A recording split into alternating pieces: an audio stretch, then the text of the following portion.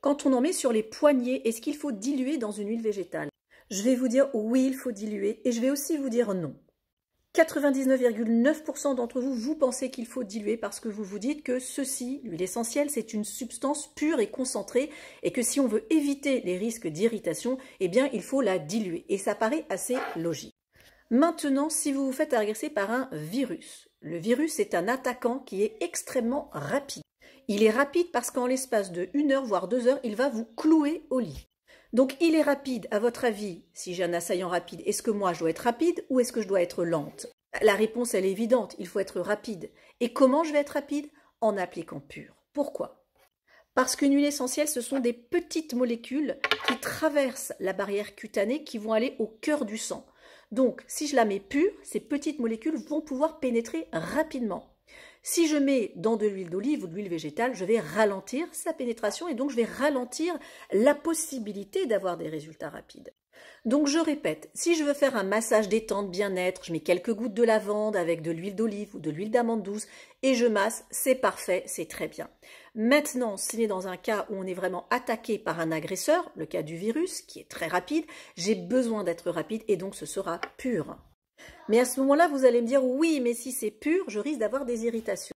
Alors peut-être que l'essentiel, c'est de trouver une huile essentielle qui a la même efficacité, par exemple, que le Ravinsara, mais qui soit peut-être un peu moins agressif pour certains. Je nomme souvent le Saro. Pourquoi? Parce que le Saro, il est proche du Ravinsara, mais il a un taux de cyanure moins important, ce qui fait qu'il est plus accepté, plus doux, mais tout aussi efficace.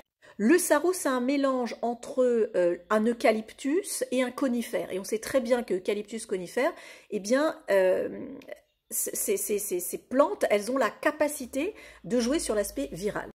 Une huile essentielle n'est pas une huile d'olive. En effet, c'est 5, 10, 15 atomes de carbone, donc ça rentre dans le sang. Vous retrouverez tous ces conseils dans le livre que mon père a écrit, le docteur Daniel Pénoël, qui est un médecin pionnier en aromathérapie médicale depuis 40 ans. Et tous ces conseils, vous les retrouverez dans ce livre. Dernière question que vous m'avez souvent posée, comment est-ce qu'on peut savoir si on est attaqué par un virus ou une bactérie? Alors le virus, déjà, il va vous clouer au lit, tout va bien en l'espace d'1 heure ou 2, vous êtes au fond du lit, vous ne pouvez plus bouger, donc le virus, il vient pirater votre centrale d'énergie, vous êtes couché, vous êtes cloué, ce qui n'est pas le cas de la bactérie. Souvent, si on mouche, eh bien on mouche souvent blanc, alors qu'avec la bactérie, on va plutôt moucher jaune ou vert. Et constatez au niveau des zones oculaires, si vous levez vos pupilles en haut, en bas, à gauche, à droite, souvent vous avez mal, vous avez des tensions musculaires au niveau des yeux. Et bien là, c'est votre virus.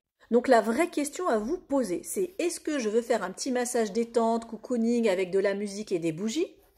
Ou est-ce que là, j'ai envie d'être efficace parce que je suis en train de me faire attaquer? Donc l'idée, c'est de mettre pur. Alors je précise, pas n'importe comment, pas n'importe quelles huiles essentielles, on fait pas ça avec toutes les huiles essentielles, mais avec celles que je vous ai nommées, par exemple le Saro, ça peut être intéressant de les appliquer, pas forcément au niveau des poignets, parce que les poignets, c'est plus le système immunitaire, mais si je veux jouer sur l'aspect bactérien, je vais le mettre plutôt au niveau de la zone respiratoire, puisque c'est vraiment là que les virus respiratoires vont attaquer. Pensez, c'est vraiment tout bête, mais quelques traces de Saro, même au niveau du t-shirt, et je pense notamment aux petits, ça peut être intéressant parce que le contact, il n'est pas direct avec la peau, il y a quand même le tissu, mais il y a un petit peu de pénétration qui va être diffusée, donc ça peut être intéressant. Également, et là je pense encore aux petits, si on a un bonnet et vous appliquez quelques gouttes sur le bonnet, eh bien l'effluve va venir protéger aussi la zone respiratoire. Donc derrière cette simple question, en réalité, c'est tout un faisceau d'enchevêtrement de connaissances pour pouvoir potentialiser vos huiles essentielles. Je le répète, mon code de sécurité aromatique de mon père, Dr Daniel Pénoël, médecin pionnier en aromathérapie médicale.